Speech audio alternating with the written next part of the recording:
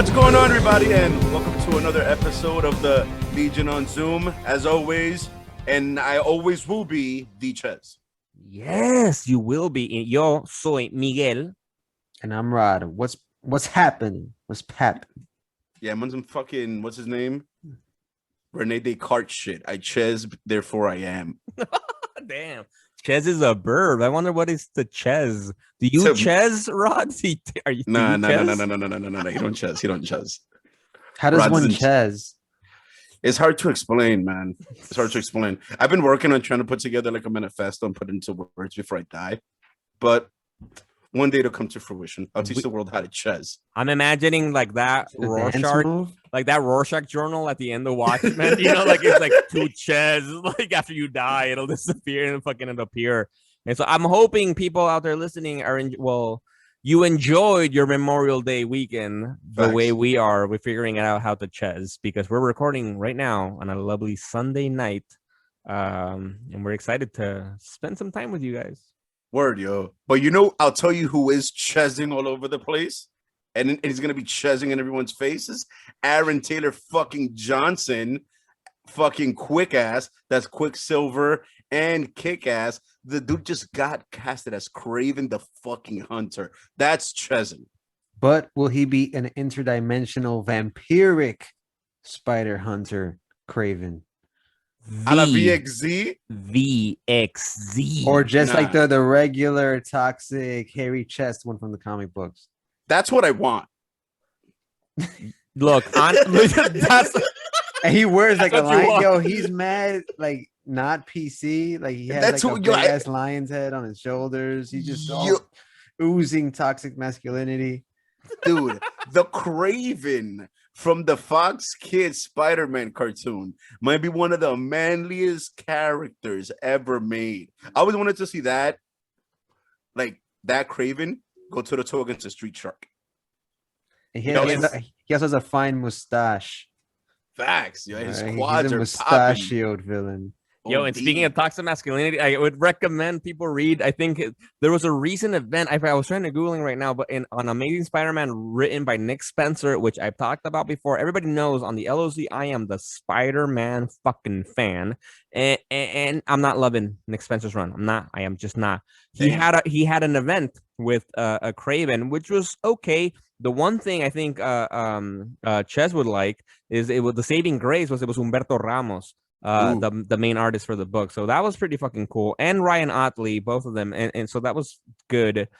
But the story involved something with Kraven having like children who were like clones. I think was weird, and he like they die to try to get his approval.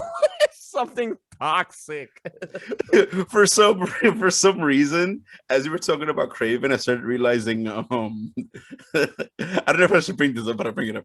There seems to be this small category of like animal based like superheroes, but they're all like white dudes, you know, like Bwana Beast, Kraven the Hunter, Animal Man.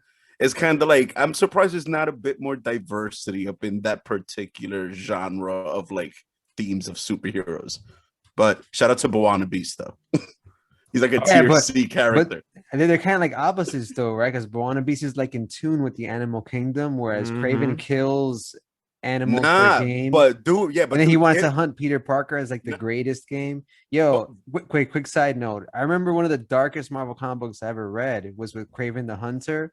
That he buries Peter alive. That's the last hunt. Yeah, no. Yeah, and at this point, like Peter's still wearing the black suit, but not the symbiote. I don't remember the details of why he was still wearing the black suit. It was a really dark fucking storyline with Vermin, the rodent man, or some shit like that. Yeah. Vermin. Yeah, at the end, Kraven just fucking puts a fucking 12 gauge in his mouth and. Anyways, written by G.M. DeMatteis and Mike Seck. That's an intense classic. I hope we get book. all that from this quick ass. Yo, I want all the toxic masculinity, yo. Shout out to toxic masculinity.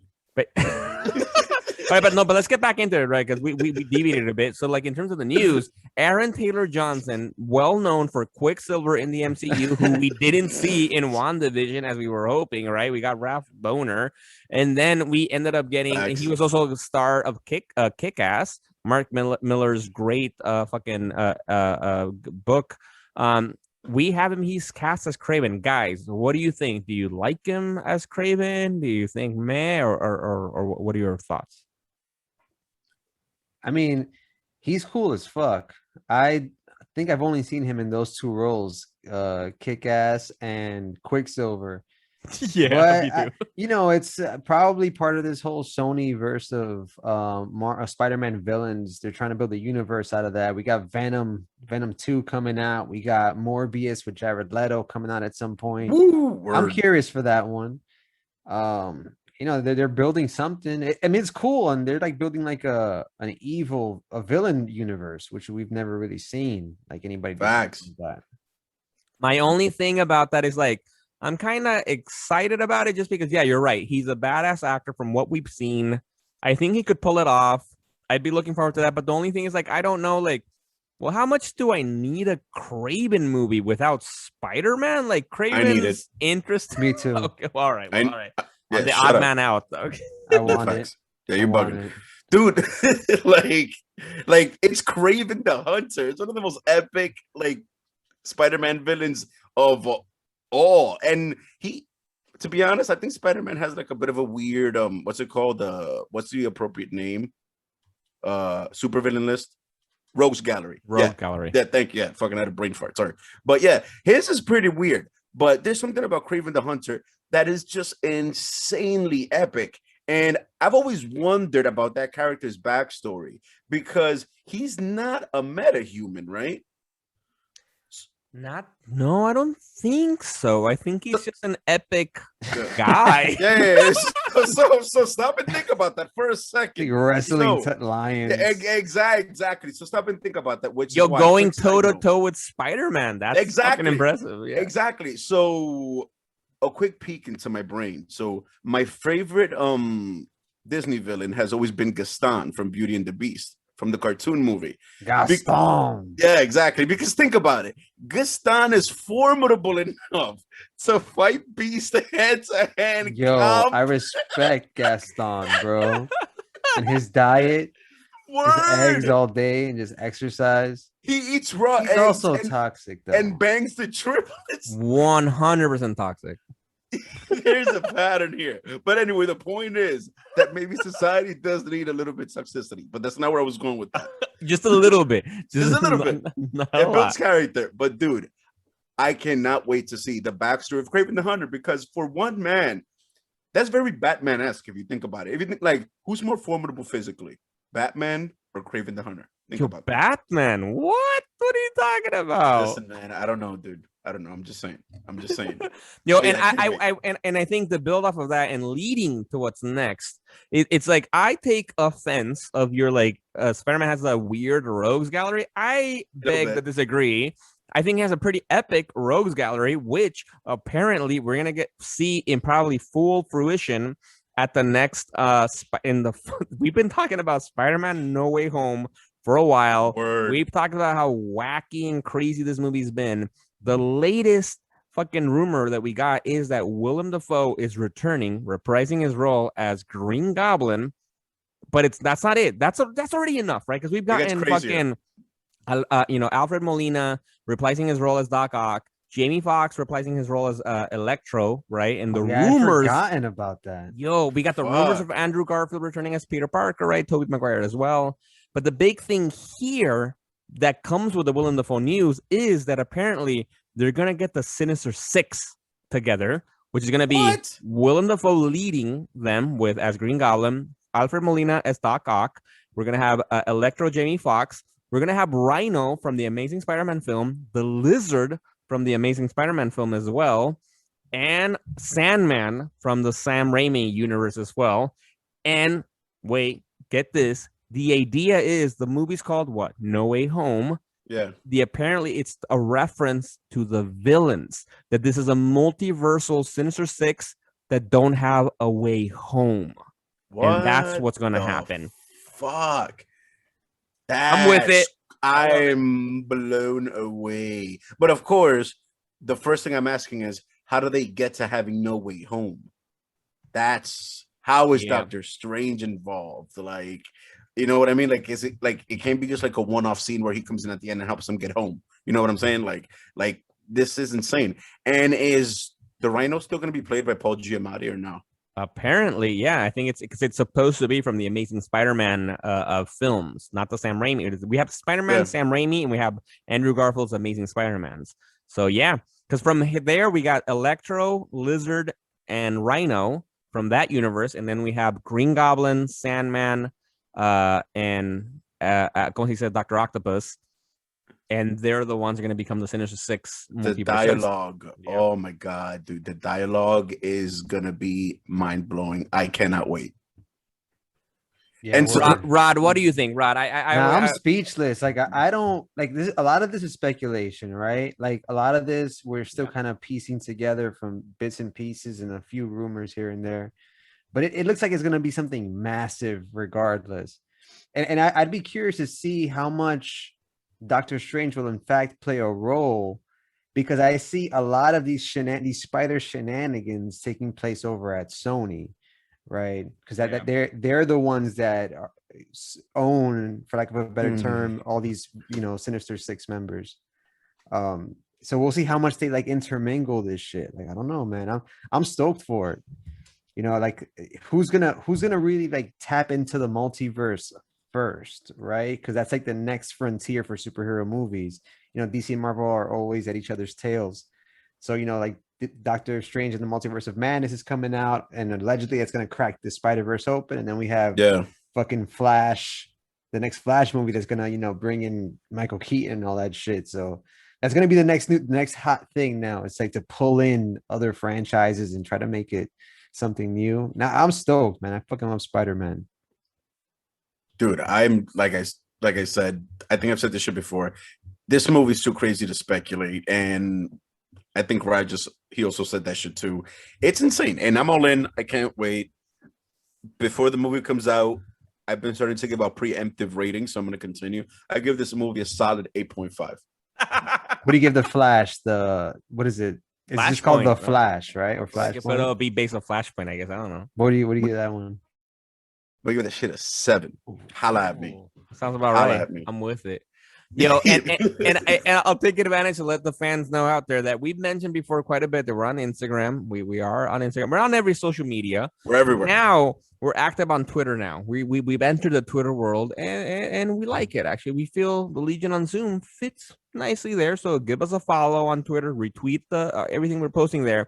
I bring this up because I've been surprised of what I've seen in the Twitterverse, that a lot of people don't like this news. People don't like that. People are critiquing. They're like, this story sounds crazy for the Spider-Man No Way Home. All these characters, and they're like critiquing it. And I'm like, yo, bro, like you haven't read the story. Like, I don't know. Like, how are you hating something? The vocal minority. Yo, but they're loud, motherfucker. Yes. They are loud. Because I'm like posting, like, first of all, in Kevin Feige, we trust. We said this before, and he's involved in these Spider-Man movies, right? So they're not gonna fuck it up. John Watts is directing it. I don't know about that. Because let's look at Venom. Venom, I'm sure he's gonna be tied to this.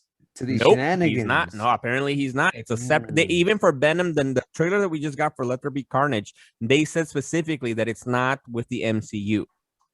Okay. Shit. Yeah. So like they're making those hard distinctions. Yeah. Like they're like, no, that's not us. This is us. This is like Kevin Feige. I'm saying he's like. But I'm saying like shit. when Sony wants to do their Spider thing, right? Kevin Feige only has so much to say, and I think he wouldn't even want to say that much because if it is a train wreck, he wants to be as far away from that shit as possible. Facts. Okay. Important philosophical cosmic level question. Is Feige Let me ask it. Right. Let me ask go ahead. All right. Is Feige fallible? When it comes to Spider-Man, it's possible because Sony has their hand in the pot too. And it's like, and you know, Sony has good shit too. True. Into the Spider-Verse, shout out. Well, and I think you just reminded me. I think I'm gonna watch Venom for the first time. I still haven't seen that shit. But yo, props to whoever at Sony secured the rights to Spider-Man. Yo, who are you? Yo, word. Who is that? Who are you? master? We want to talk to you. Like, Yo, yeah. that person is one of the biggest unsung heroes in like the back rooms of entertainment deal making. Sony owes so much. Yeah. I think that guy Avi Arad was heavily involved in all that stuff back I haven't heard that name in a when minute. back when like Marvel was on the verge of bankruptcy and they started selling these licenses to like Fox, X-Men, Yeah. Spider-Man, Sony, and Hulk, Universal, whatever the fuck. I think he was heavily involved in all that shit. And then again, you know, when they made their own fucking studio, they had all these other characters locked in other contracts. But slowly but surely, thanks to the power of Disney, they're fucking concentrating power. But Sony, though, thanks to that guy that made that deal, they're not going to be able to get. Facts. They will never get Spider-Man back Never, fully. never, They'd have to never. buy Sony. Yo, you have like an epic executive at the top of Sony just sitting there. He's in charge of the Spider-Man saying property. no. Yo, That's all he does. He's like, no.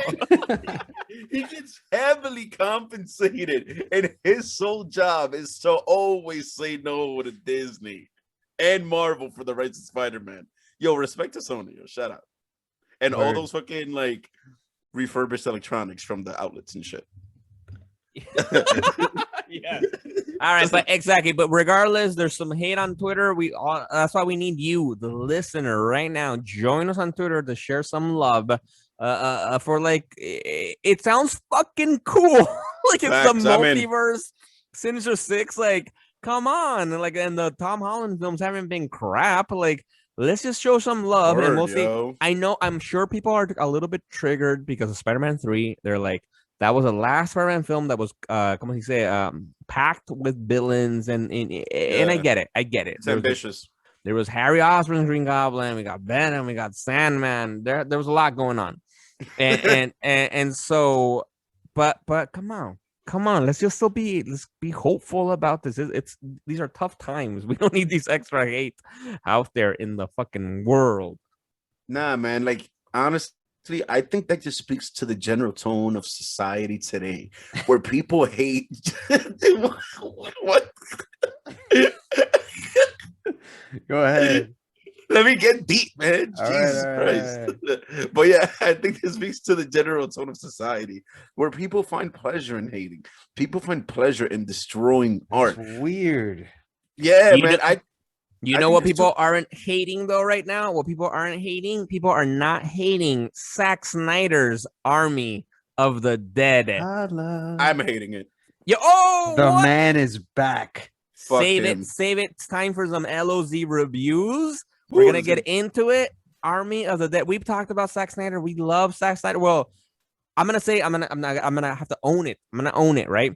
You guys loved Zack Snyder. I was always skeptical. I had difficult relationship with him, but now I'm like, yo, I love him. He's a good man. He's a good man. And Army of the Dead came out on Netflix. Let's get into it. Okay, two things. One, did you see Dawn of the Dead yet? Nope, not yet. Okay, Dude. you must see it. Number two, what are you drinking tonight? Facts. Yes. So for tonight, we're going, it's not zombies, but we're looking at the save fucking the robots. All right. So this is an East Coast IPA by none other than Radiant Pig Craft Beers. All right, Radiant Pig, what's good? This is what we're drinking as we enjoy Army of the Dead, talk about comic books and everything like that. This goes well with that. You want us to keep talking? Send us a 6-pack. Right. something. I love the can art though. Shout out to Facts. the can art. Facts. Word. And the And Radiant Pig. OD word. Like if there's And any I'm- beer for comic books, this is the one. Yes. Facts, man. And I'm down with the message, like hashtag save the robots. We here at the LoZ are allies to all actual robots and all individuals who happen to identify as robots.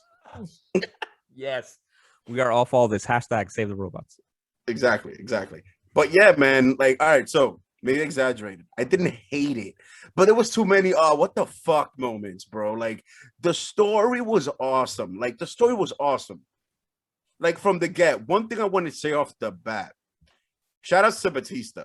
He acted the shit in that movie. That was him trying to escape the confined box that is him being Drax the Destroyer, even though that shit got him OD millions. But I saw range here. He tried. The dude was crying. I'm like, yo, he used maybe not a lot of it, but a bunch of that Guardians money to get some acting classes. Dude had range. Like, I felt this acting. I'm like, you know what? I want to see this guy play some stereotypical, I'm getting revenge for the kidnapping of my daughter roles. I'm with it. Yo, and I'm glad you mentioned that because I do really think that was the pleasant surprise of it. And I don't even want to think it's like, who knows if it's after Guardians of the Galaxy he got the acting lessons. I think he might have just been a good actor from before. He was doing wrestling. You require acting for that. Yeah. Maybe he just was not given the chance to play more of a, it's not terribly complex a role, but it's way more complex than Drax. Drax is a stupid character, and it's very limited to what he can do. Whoa. Drax is a stupid character. All right. Firstly, quick, some late news. Also, he announced that Guardians 3 would be his last appearance as Drax the Destroyer on like his press runs.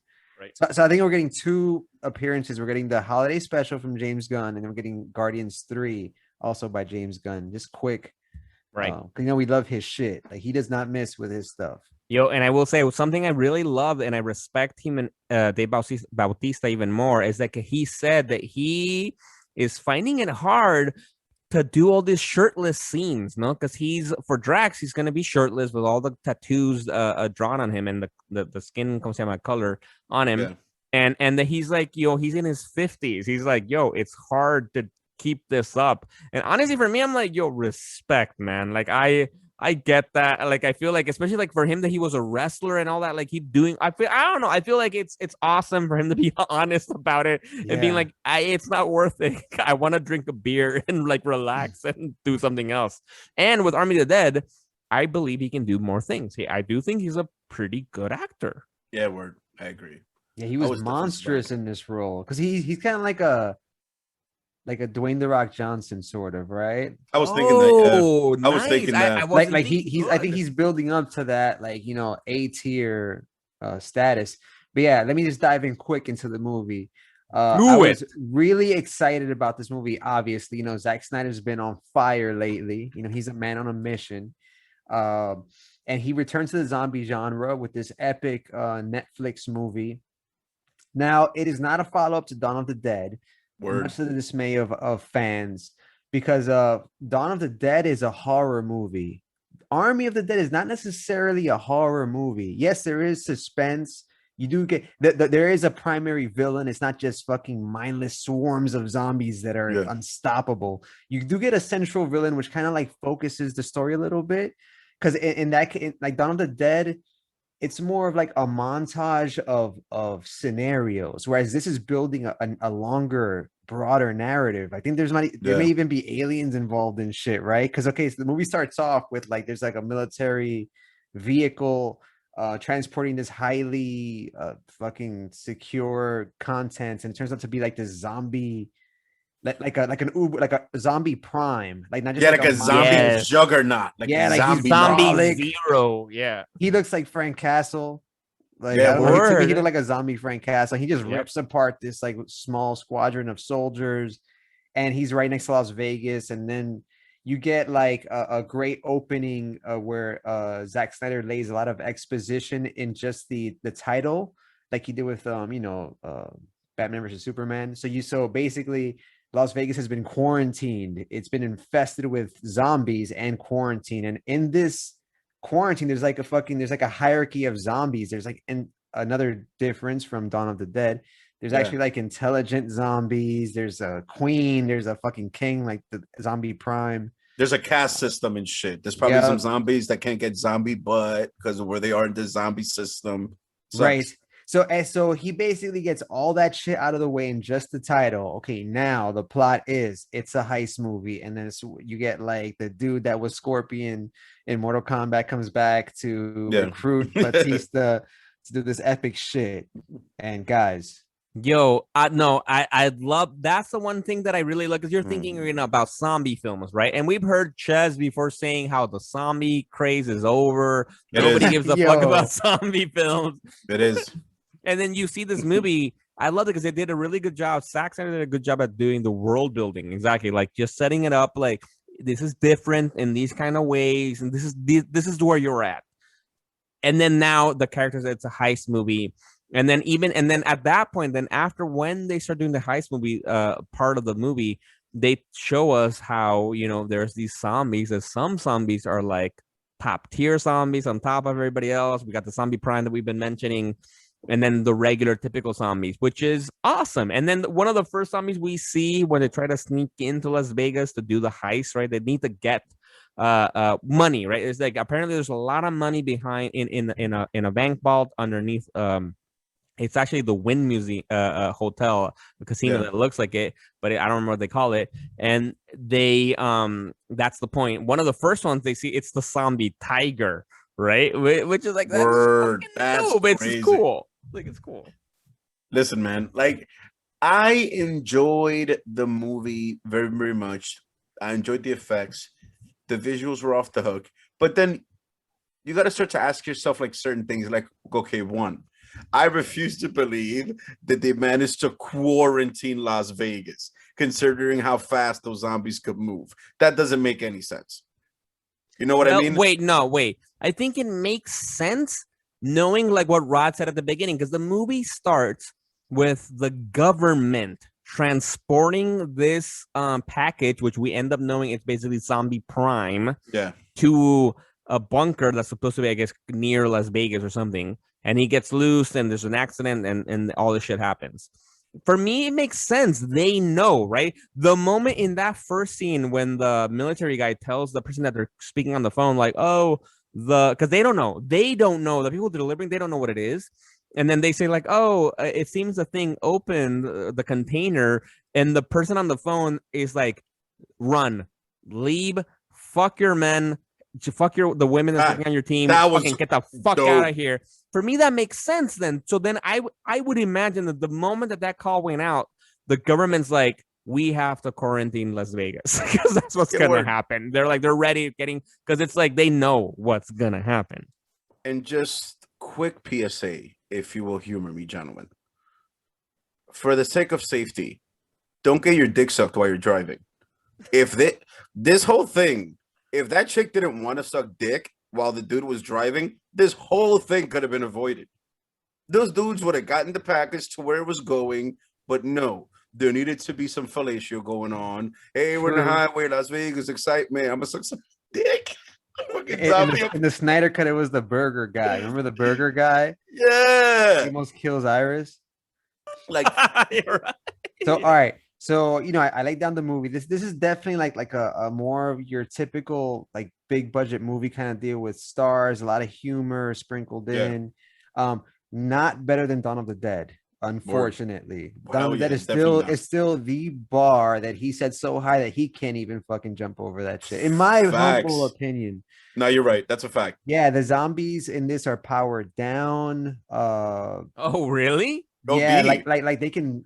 They were like fist fighting them in Dawn of the Dead. It's just terrible. No. Right? They all would have died.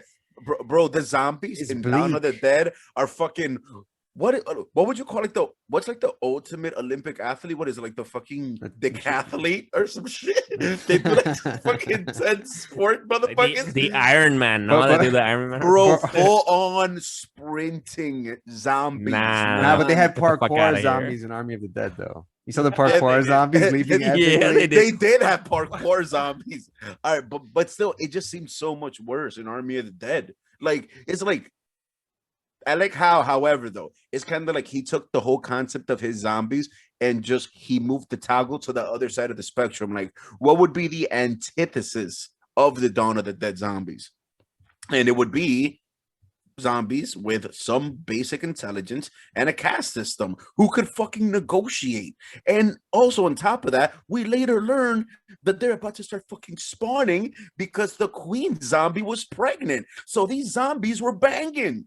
Yo, that's one of the things that I love about this, is like makes me want to see more movies, right? Because they really besides having a zombie prime, right, that's kind of like leading the group, who's like seems to be more intelligent than what we would think a typical zombie is, at least when we'll be seen from Robert Kirkman's Walking Dead, that they have this whole shit of, right, like there's a queen that they're actually they're fucking.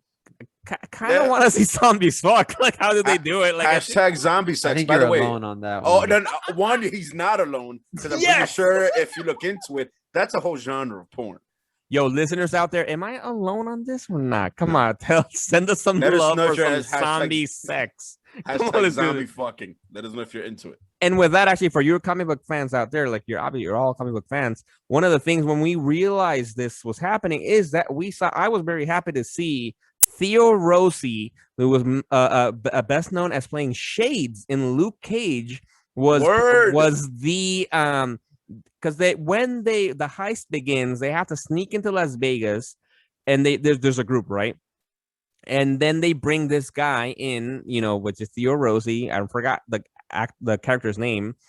And then the woman who's like supposed to be like the mule, the coyote that knows how to bring people in and out, says that we have to give an offering to the zombie prime and all that, and shoots this guy on the fucking legs to then for him to eventually become one of these zombie prime type characters, right? And that was, first of all, I love that actor from Luke Cage. I thought it was cool to see him. Bro. Plays a great ass. Don't disrespect the actor. Theo Rossi gets a shout out for being Juice in Sons of Fucking Anarchy. Oh yeah, I forget that. I forget. Fuck. I'm like, wait, Luke Cage, which props to his work in Luke Cage. I dug him as Shades, but dude, fucking Juice from Sons of Anarchy. Shout outs to Theo Rossi and shout outs to Sons of Anarchy. Shout out. All right, go ahead. I'm sorry about that. Like, anyway, but like, it's that like I love that build up, showing us that kind of intricate world that what they was set up. But I will then say, for me, I was enjoying the movie. I was loving the movie halfway through it, and halfway through it, I'm like, it got crappy. I didn't like basically the second half of the movie. It kind of got a little bit. The action got dope, but like then the storyline got dumb. I don't know, like I felt like for me, like that whole scene with Dave Bautista and the Mexican actress, I forgot her name. That was out of nowhere.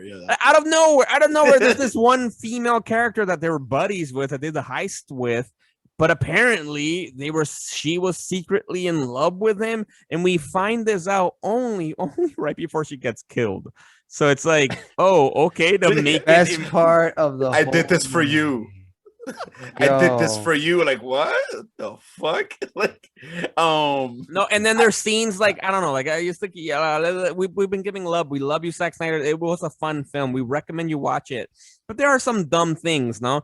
And then when they're trying to escape, they have taken Notaro, who's playing she's a comedian who's playing the driver of a helicopter pilot, right? And so there's this whole awesome scene trying to escape the fucking zombies. They run up to the top of the building to get on the helicopter, and then they end up. This is the second rooftop they're on, because the fucking Dave Bautista's daughter is there, and she runs. We don't need to get it. Even that's kind of a little bit stupid. The point is, we see a scene that there's no helicopter, and they're like, oh no.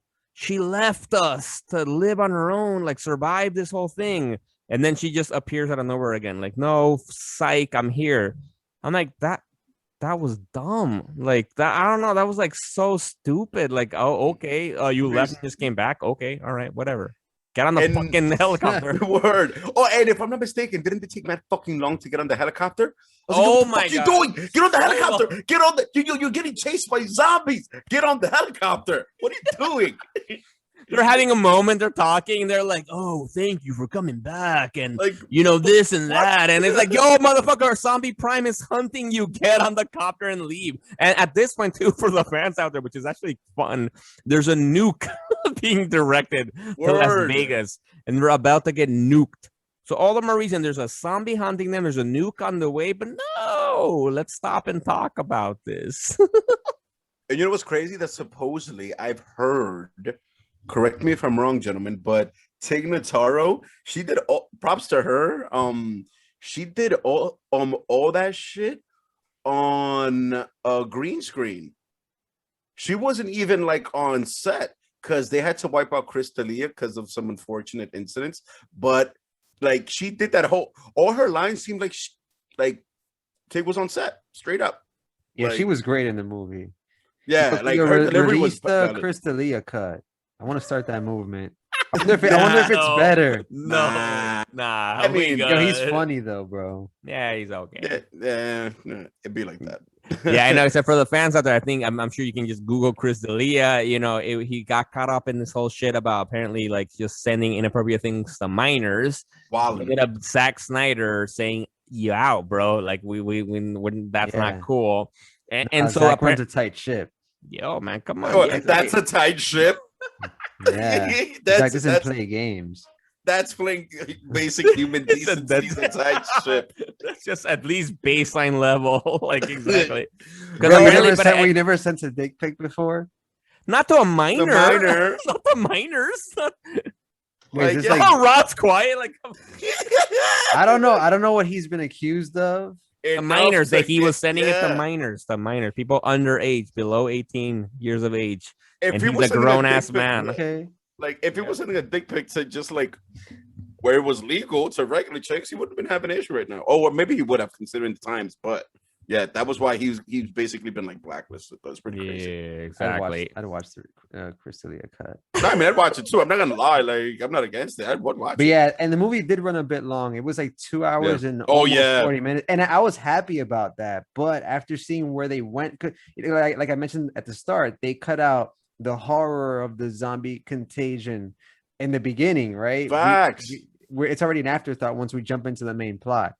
So given that he got so much done in the first 20 minutes and then just have it drag for another 2 hours, this is probably one that I maybe when part 2, because I'm definitely going to watch the follow-up. It's good enough that you want to see what happens next. Totally. Kind of like Mortal Kombat, but better. Mortal Kombat, I'm gonna watch part 2, but this one I'm more excited to watch the sequel to this one. And was it just me, or did anybody get the sense that aliens are involved?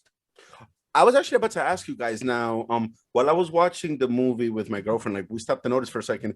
At one point, I don't know if this was a movie glitch or if it just makes to make us feel crazy. Was one of those zombies a robot? I saw a spark when they were shooting them. Whoa, no, there's the stuff with the blue eyes that got me like thinking like exactly like a little bit like, are they like something? Listen, man, on? we both stopped and looked at each other, and I was like, oh shit. No, that's crazy. But actually, the zombie baby looked like an alien. I think that the zombie infestation is the first strike from an alien invasion. So, dude, I want to watch this, bro. I think he's building something. Speaking of building something, what do you guys think about that whole time loop shit they present casually? You know, so there's this moment for people like with the heist. Obviously, the heist involves reaching a bank vault. It's a big team. Everybody has their own task. And then once they reach the bank vault, they see a lot of dead bodies. And one of the main characters, I forgot his name. He was the only black character, I think, in the team, right? He described saying like, we're stuck. He says it just right. We're stuck in a time loop. We've already done this before. Look, and he just points to all the, como he said, el esqueleto, the cadavers that they see there. And they all are either wearing a shirt that one of them is wearing. They're wearing a necklace as one of them is. It's some kind of similarities to it. And apparently, you know, and at the moment, you take it like it's just like, oh, a funny thing, like because we find out the Scorpion from Mortal Kombat, who's the main guy in the movie, the main bad guy, or the guy who creates the heist team, has had other teams before to try to go get the money, and they failed. And so that's what they're pointing out. Like other people have done it and they died. But this guy says like, yo, it's us and we're stuck in this loop or something. Apparently, I've seen in like tinfoil moments that there's something to it. To that. Did you guys pick that up? I mean, yeah. For me, it was just I was like, you know what? I'm not going to humor that shit because it's too crazy for no reason. Like whoever the writer is, fuck exactly. you for that. No, I'm not doing that. I'm not going to humor that. What about the aliens though? There are aliens involved. Yeah. The one thing I do want to say is what's crazy is that's wild. Fucking tin hell. Fucking tinfoil hat as fuck. The one thing that kind of irked me though is that they killed Batista's daughter too. You guys realize that, right?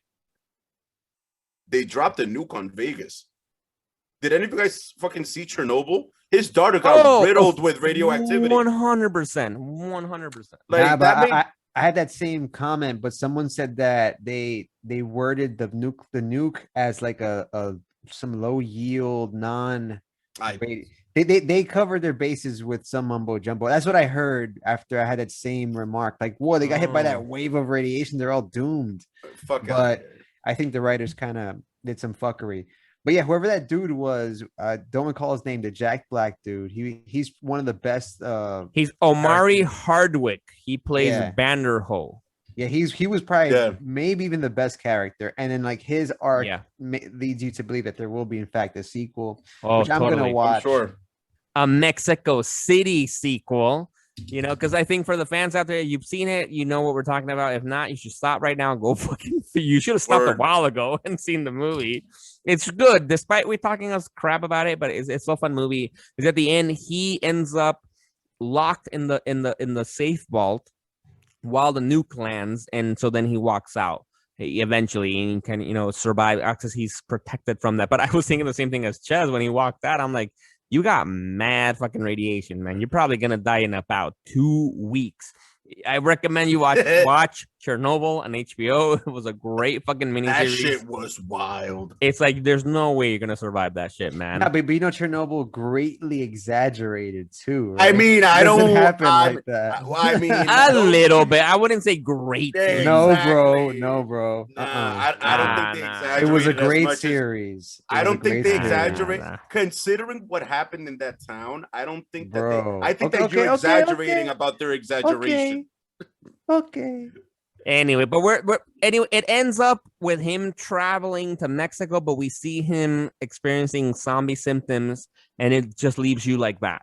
And so besides Dave Bautista's daughter developing cancer from the radiation, he's becoming a zombie in Mexico to then infect other people. So there's room for Army of the Dead 2.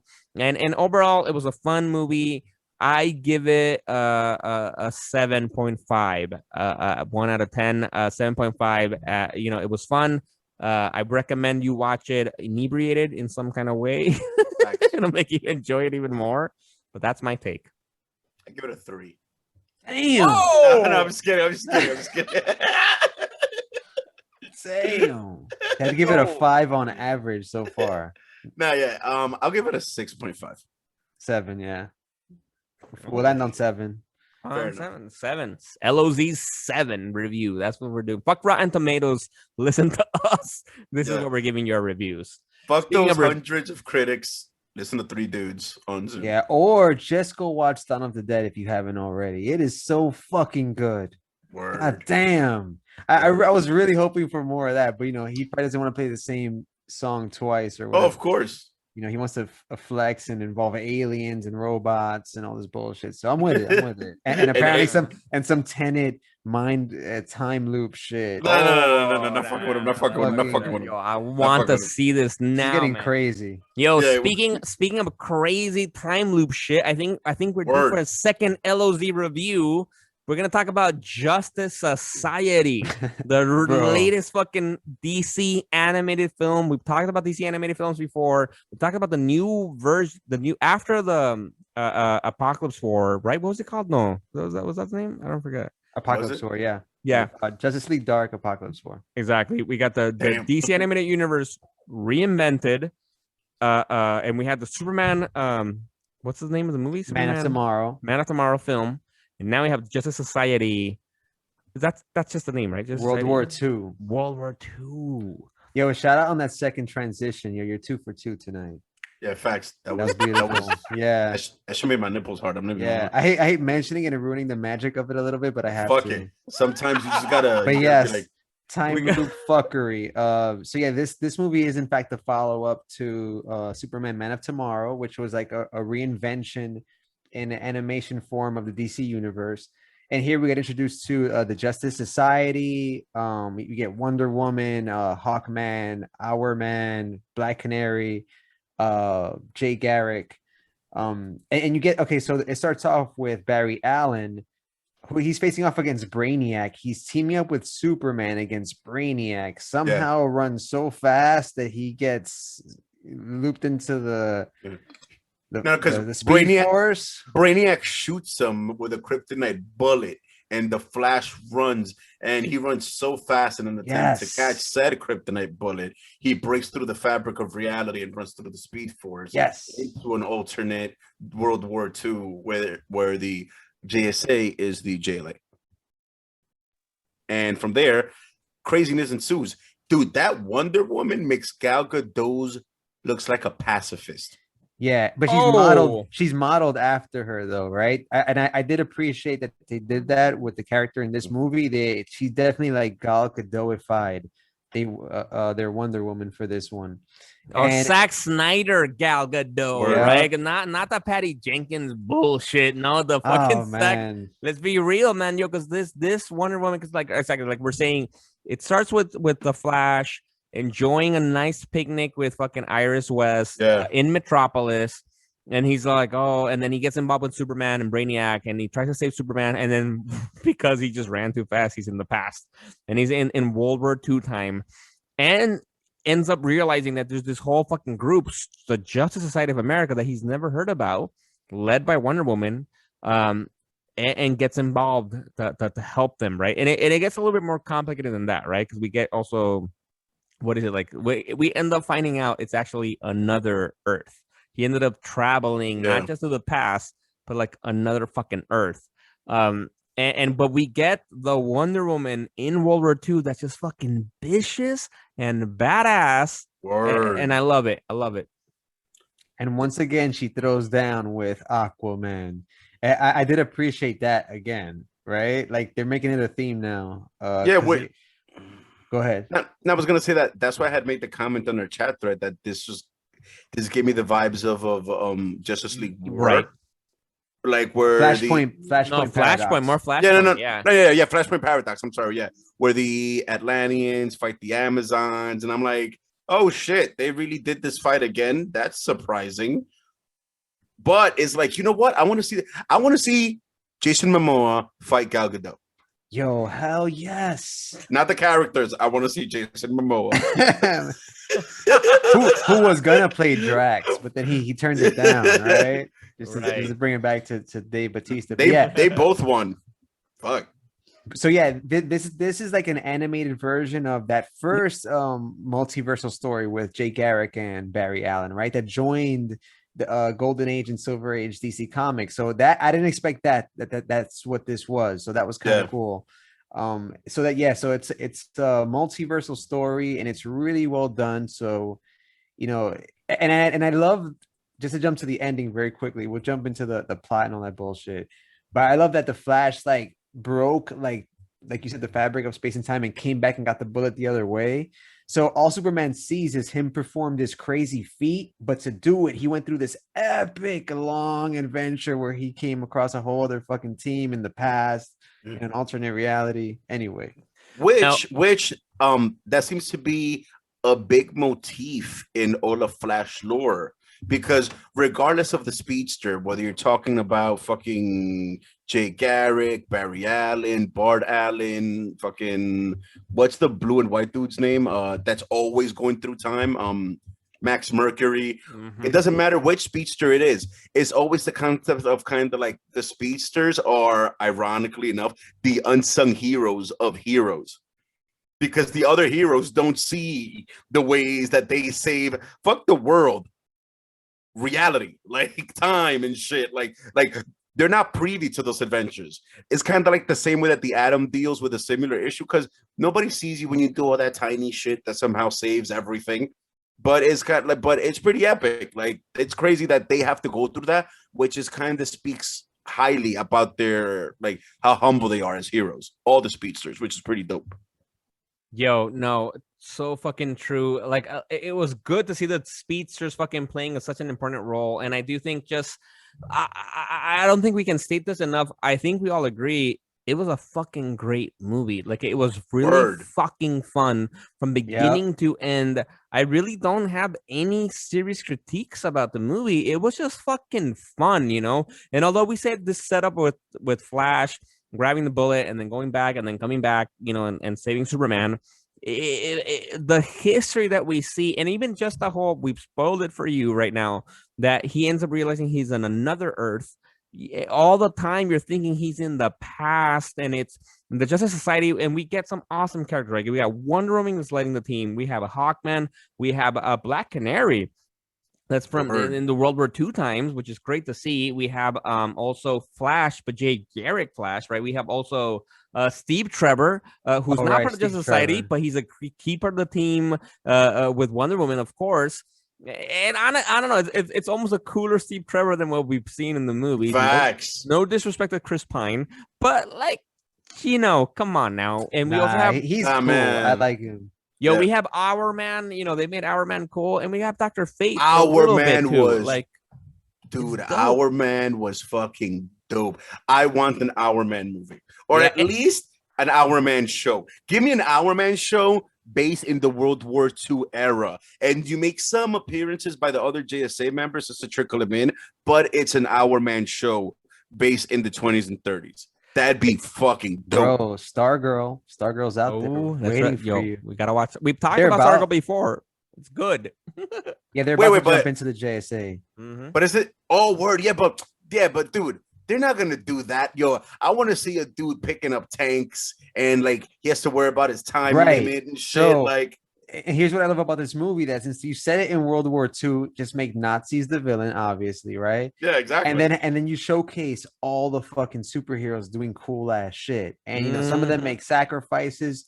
Black Canary has a scene stealing, a movie stealing scene, and it's just spectacular to watch. And I did love Steve Trevor's story, him and Diana's story, right?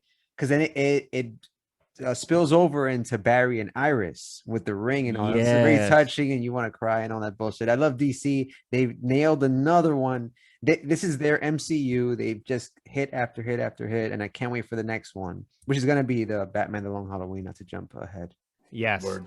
No, seriously. No, this movie was really fucking good. See, I was surprised how much I enjoyed it, and especially after watching Man of Tomorrow, the Superman movie, which loosely connects because it's the same Superman that we see in the Flash sequence at the beginning and the end. It's just fucking good. It's great. And what Rod was saying about the ring, even the Steve Trevor Wonder Woman, it's just the whole thing. Steve Trevor tries to propose to Wonder Woman almost every day, because it's the reality of World War II, that he thinks he's gonna die tomorrow. So he's trying to propose just so we can say he married Wonder Woman, no? But he obviously loves her. It's awesome. It's hard to even get into it. And even when we see the Superman of that universe and we find out it's a different universe, it's just fucking mind-blowing. And I want to give a shout out right now, because also the man who plays Flash is none other than Matt Bomer, I think. Yeah. Who you may know him as Mr. Negative in the Doom Patrol show on fucking HBO Max now, which is a great show. It's just a great cast, great movie, fun from beginning to end. And I want to know what happens next. Yeah, dude. After seeing this, I felt a bit off about the animation. I'll say that, but that's because always Fisher Price animation. Listen, man, this story, as awesome as it is, it deserves more intense animation. You know what I mean? It deserves more gripping animation. I love the animation. What was wrong with the animation? I don't know, man. Gorgeous. But the both of you are wrong, and that's okay. but listeners, tell us, are we wrong? What did you think of the animation? Let us know on Instagram and fucking Twitter. I give it an 8. Yeah, I give it about the same. You know what? Animation 7.5. I honestly give it an 8.5. I'm leaning to 9. I really fucking like. It's one of the animated, because we've talked about the DC animated films before, right? And I think for me, this is one of the best ones. We've talked about what Flashpoint was a great one.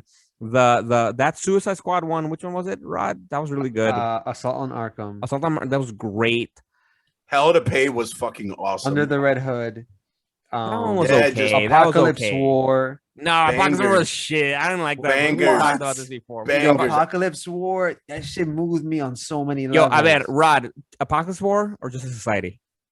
Apocalypse War. What? Are you No, I'm mad? down. Look at that fucking You've gone Apocalypse. mad. Yo, fucking Apocalypse War should win the Sundance Film Festival. Yo, bro. Oh my God. Yo, fucking Go back to that episode. Fucking Which one was that one? bro. LoZ War or some shit? Apocalypse War. Mierda. Apocalypse War should be screened at Cannes. Yo, what episode was that? So people can go into it. I don't even remember. I think it was a. My I treatment. cried during that All right, shit. all right. Oh my God. At least Dude. once. Oh, Yeah, I said it that movie before was and I'll say it again. terrible. Yeah, I said it before and I'll say it again. DC needs to start dropping these features in theaters, Yeah. especially just out of desperation to get people back in. I'm the with movie. it. They did a limited release for The Killing Joke, which is on Netflix. I just saw, and I went to the movies to see that one. It was a Fathom event, so yeah, that'd be dope, man. I would totally support these movies in theatrical version. And apparently, the upcoming Batgirl project is animated as well. Oh, what? So we thought it was gonna be like a live action thing, but anyways, With it. Dude, I am totally with it, and I just can't fucking wait to see more of this new universe. Hopefully, they'll maybe switch up the animation a little bit, make it a little bit more intense and gritty. But I like where they're going with the stories. Just seeing off the vibe they gave their Wonder Woman and how they treated all the other characters. I'm looking forward to the writing in this universe and the direction it's going overall. I'm definitely happy about it. Yeah, and on that note, friends, countrymen, lovers, it's an honor, a pleasure. We are the Legion. I am Chez. Yo, People, and I am. listeners. Yeah, I am Miguel. You gotta listen to us, and also you gotta go watch Army of the Dead, and you also gotta watch Justice Society World War II. Great fucking films. We have our issues, but they're fucking great and they're fun, and no better way to spend a fucking good weekend. And yo soy Miguel. Rod is on mute. I'm He's muted and I'm right. Peace out. Peace. Peace. Later.